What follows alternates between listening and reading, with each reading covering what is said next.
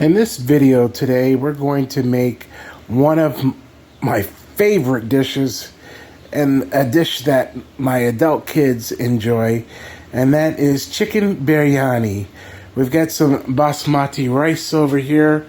We've got 2 cups of it right there. We've got some green cardamom, star anise, some cinnamon stick. We're going to use a little bit of caraway seed, some cashmere powder, turmeric over here, folks, and some dried mint as well as fresh mint. We've got some dried shallots, dried shallots that are going to go on top of the biryani. We're going to use ginger and garlic. We've got some Thai basil. I'm 56 now. My 4 adult kids are ages 22. She's in law school. The 25-year-old works, has a great job. The 26-year-old, she's an Irish twin, has 2 of my grandkids, my granddaughters, and the 28-year-old, who I raised since he was 2.5, graduated college and enlisted in the Navy, married his college sweetheart, and now has a baby boy. So we're trying to eat healthy. We have this huge house, and when everybody comes to stay, you've seen that we did the hot pot family hack. I want to be able to feed them more healthy. I don't even think I'm going to use that lard in any recipe. Maybe not even any of that coconut palm sugar. But what I want to talk to you about is healthy microbiome. Believe it or not, I'm certified as a certified dietary manager and certified food protection professional. But during COVID, I allowed myself to gain more weight. We did write to you in our issues of Taste of Schenectady and Beyond magazine about how you could actually have a healthy gut microbiome to fight off any disease and chance of getting sick, and how to deal with it. Nothing was perfect except I'm not going to get into the political stance of vaccines or no vaccine, yes vaccine. We're not going to talk about that here today. What I want to talk to you about is what we talked about in the magazine during the highlight of the pandemic, and that was how to increase your healthy gut microbiome. And what is that? The healthy gut microbiome is the bacteria and the fungi that lives in your gut. Primarily in your large intestine, and having a healthy microbiome, a gut microbiome, can improve your overall health. It can improve your mental functions. It can improve your emotions and your hormones. And by eating raw nuts and having natural ingredients and fermented foods, especially fermented foods, like yogurt, like kefir, to use in making lassis, Middle Eastern dairy product.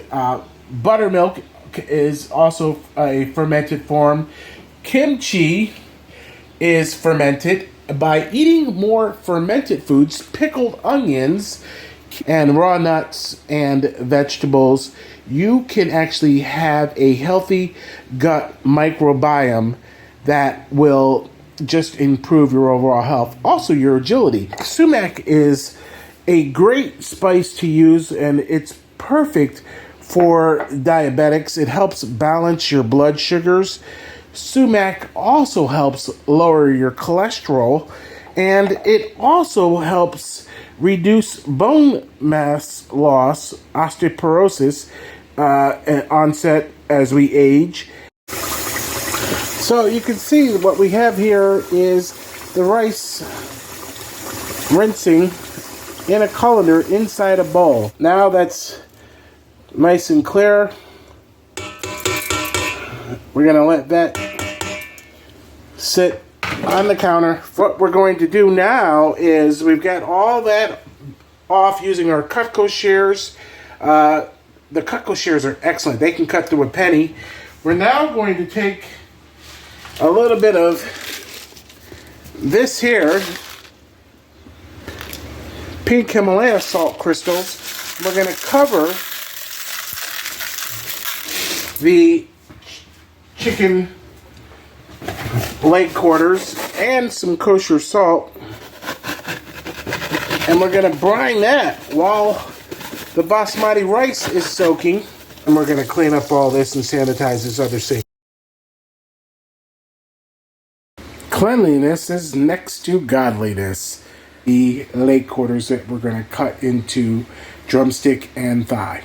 Okay, we're going to make the Chinese watercress, the Chinese water spinach lassi. We're going to make it a combination of a Persian with black salt lassi and a Punjab Indian lassi. Here we have the Morning Glory. I put that in a measuring cup with some water and microwave that for 1 minute to just kill any impurities.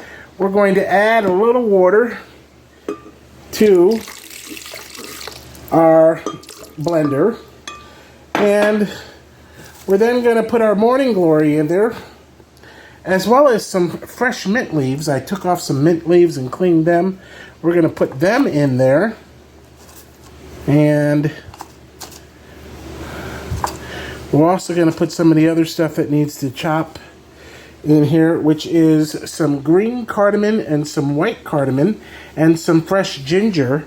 We're going to add that into there, and we're going to put the lid on and blend that. And put the blender on. We've got some ice here we're going to add to there, but let's add our Greek yogurt. 4 nice big spoons of Greek yogurt.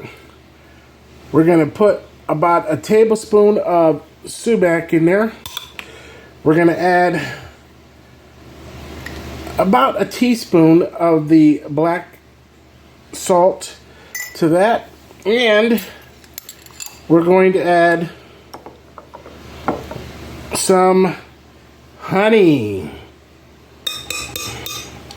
Now, a Persian lassi is not so much sweet as a regular lassi, so I'm cheating with the honey, but when we put all this together and let it blend, we'll have a nice lassi. All right, so here is our lassi.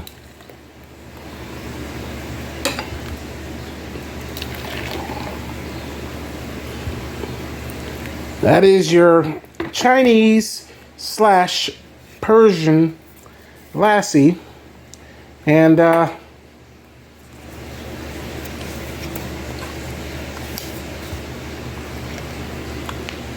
look how beautiful that looks. Okay, so to make the biryani, we have our basmati rice soaking right now. Here we have the hung yogurt, and when we mean hung yogurt, what it's going to do, it's going to remove any water content to the Greek yogurt. We have our saffron soaking here in warm water, and we're going to make our own mustard oil.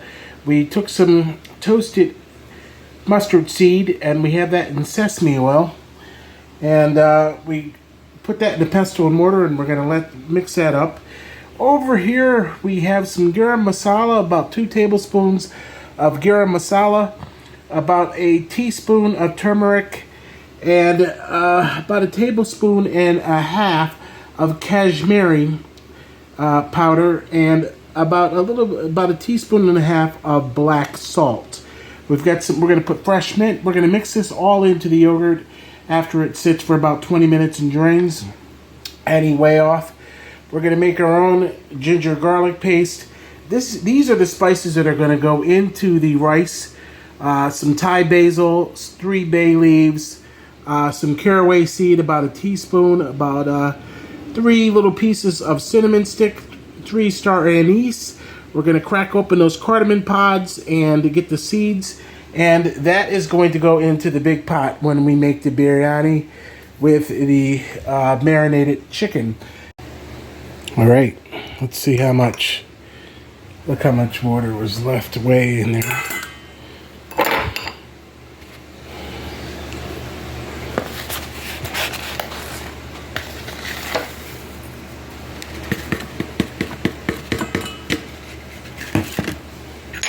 We're going to leave the saffron to steep longer. All right, so I added a little bit of saffron to this marinade for the chicken, and we're going to get this all rubbed into the chicken. We're going to take half of this chicken out. We're going to save half of it for another dish that we're going to do. All right, so we're going to put our chicken away. We're going to cover up the rest of this stuff here. We've got our rice that can still keep soaking.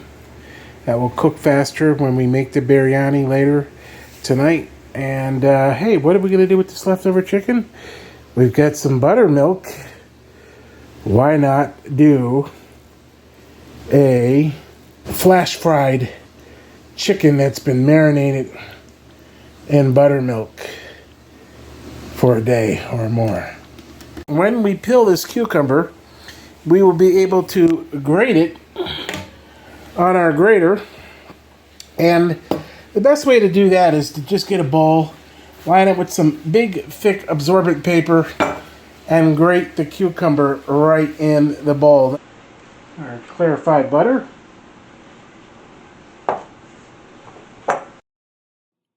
Since we're doing a Persian salt lassi today with a little cheat of honey, let's talk about the word and the region of the world formerly known as Hindustan. Hindustan, a Persian word. This region of the world, Hindustan, is what we know as the Indian subcontinent. And this region is rich in history and culture and cuisine and war and conflict. And many of these conflicts still continue today, especially in the Kashmir region. And we're using Kashmiri powder in this recipe for biryani. And this region of Kashmir is a disputed area between Pakistan, India, and China still today. What's fascinating to look at is the cuisine of Asia. And to understand this region of the world, when you look at from Jordan to Syria to Iraq to Iran to Afghanistan to Pakistan to what we know today as the Republic of India, all the way to China and Japan, this region of the world is rich in history and understanding. The British Raj was the rule of the British Crown on the entire Indian subcontinent. It was also called Crown Rule in India or Direct Rule in India, and it lasted from 1858 to 1947 when Pakistan was created, that region being under control of the British, the partition of India in the north between Pakistan and India and the Punjab region.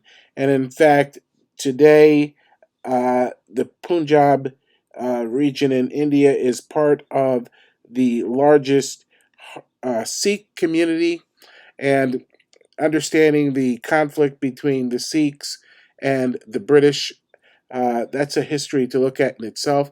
But when you think about food, dishes that we consider to be Indian cuisine today, dishes like curry, uh, different styles of curry, that's all a British creation. When we look at the dish Malakwatani, the soup, that's a British creation. Pepper pot, another British creation. Prior to the British Raj, most people that lived in this region of the world, they ate a lot of wheat and rice and different grains. But then the British came, and of course their desire to have the troops that were there ruling, they wanted to have dishes that were one pot meals because the troops were moving all over the whole Indian subcontinent, so it was easier for them to have the Sikhs and their Pakistanis prepare one pot meals for both the crown and for their troops. And in fact, when you look at the Aga Khan, the history of the Aga Khans, we're now up to Aga Khan number 4. In fact, the Aga Khan number 4 was born in Switzerland. He is a British subject. He's Persian, Iranian, and he was raised in Kenya with Barack Obama's father. They both went to Harvard. And then in 1957, the Prince Hussein was crowned by Queen Elizabeth II, His Holiness and Light of God, Aga Khan number 4. And the history of the Aga Khans working for the British in this region of the world is something to look at. When I'm cooking, I think about these things, and I think they're interesting to give a little bit of history about the foods and how they came about. And these dishes today that we consider to be Indian food, many of them, like I said, curry in itself.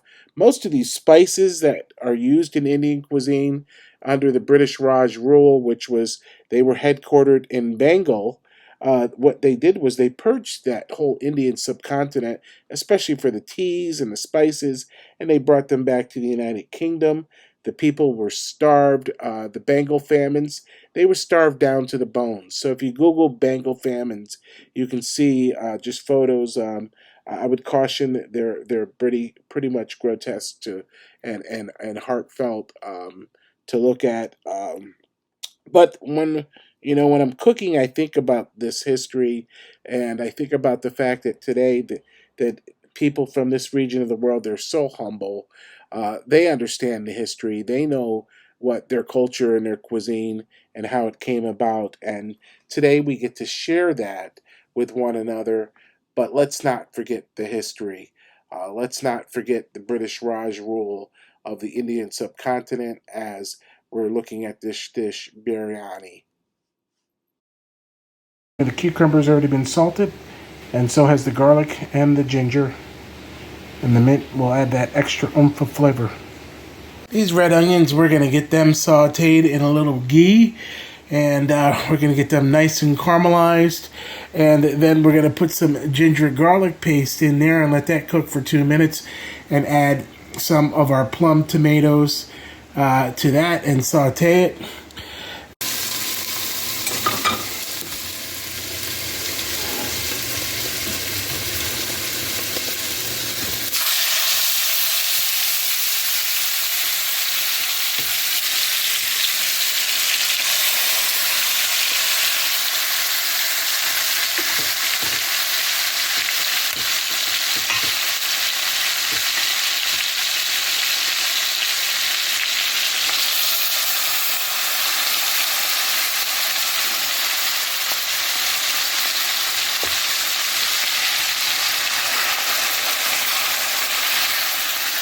Alright, so our onions are continuing to cook. You can see the chicken is nice and golden. Ginger garlic. Look at that caramelized chicken. Alright, time for the tomatoes.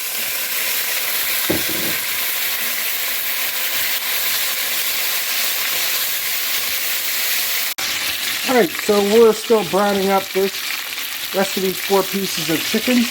We've got our basmati rice in the pot now, covered with about a ½ inch of water. Got some Malden smoked sea salt. Gonna add, this isn't too salty, so we're gonna just salt our water. Let that come to a boil, reduce it to a simmer, and let that cook. We've got our spices. That goes right in there. And let that all stir up in there. And at this point now, I like to let that cook. I don't add the saffron yet. I add that as I layer the pot. Okay, we're going to make sure that the chicken is cooked through. We got it all back in the pan. I put a couple tablespoons of water in there, and we're going to put the lid on and just let it steam through. That looks good. So we've got this coming to a boil now. So we can lower the heat, put the lid on, and let that rice cook to about 90%. It's got all the spices in there. Okay, it's very easy to layer your biryani. We're going to move this out of the way. Put that right there for a second. What you want to do is you want to have a little bit of your ghee and your oil in the bottom of the pan. As such, you can move that around. Make sure it coats the pan bottom. All right, messy part. Take some rice and just scatter it in lightly. More. Scatter, do not press. We got all the spices out of the rice. So now what we're doing is we're putting a layer of basmati rice in the bottom of this Dutch oven. We're going to use half of the rice on the first layer here. And then what you want to do is you want to put some chicken pieces all around in there. And just alternate them if you can.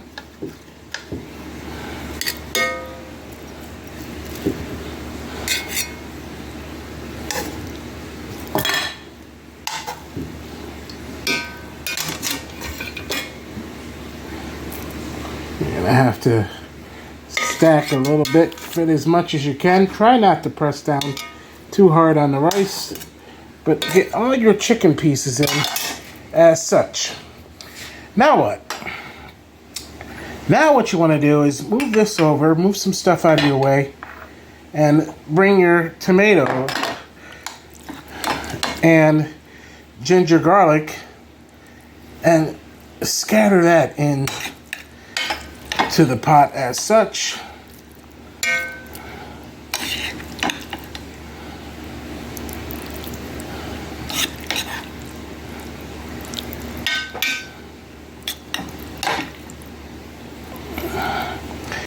And a little bit of pureed cilantro.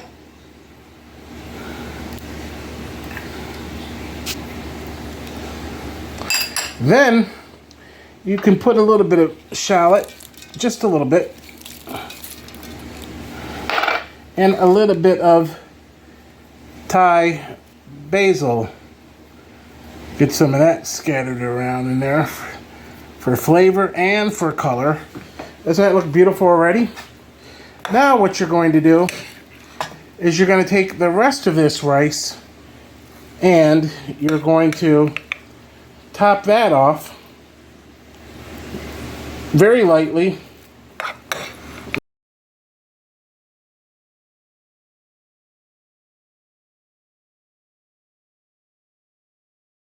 We're going to get that out, put that into our spice bowl over there. And the same thing again here. Some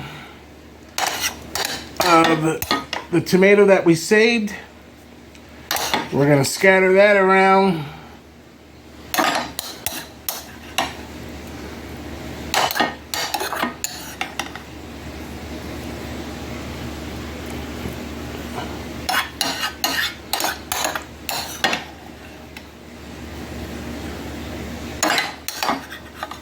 And you want to leave, the whole trick to this, of your tapestry, is to leave a little bit of, you want a two-tone color to your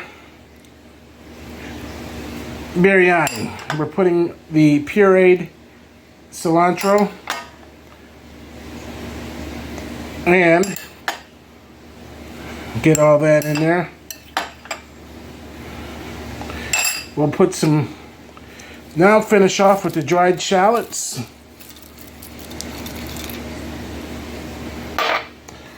Add some more of that Thai basil to that. Now, here's where you can drizzle the infused saffron so that it's not in every spot in your biryani. And then take the rest of these pan juices and pour them right into the pan. Right into this pot. Pour that all around. That's all flavor. Put your lid on and let that go for 7 to 8 minutes, stovetop over medium to medium low heat. When it's done, it will be heated through. You have your raita, you have your lassi, and now let's look underneath here. So then what you want to do is just pick it up a little bit and see how you get the two-tone. You get the two-tone color to your biryani. And then what you want to do is you want to plate some of that. Look at that chicken. Yeah. And get down in there.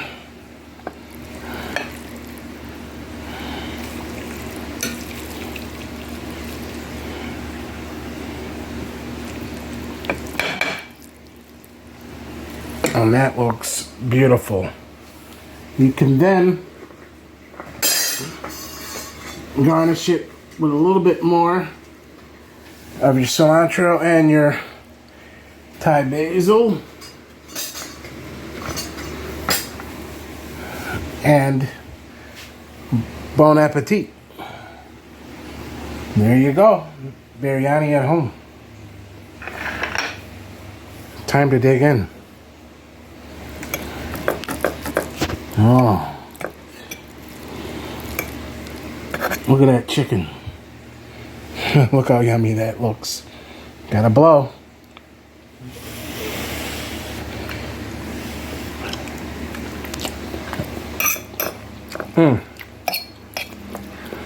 Oh yeah.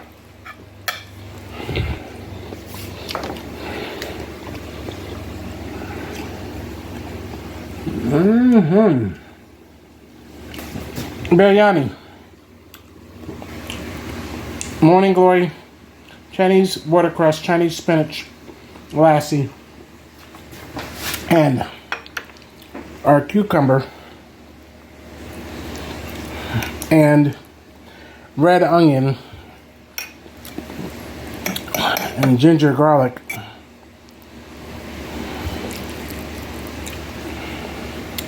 Raita dressing.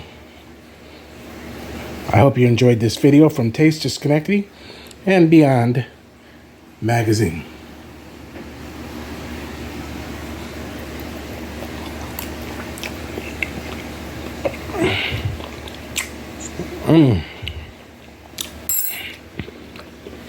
Cheers.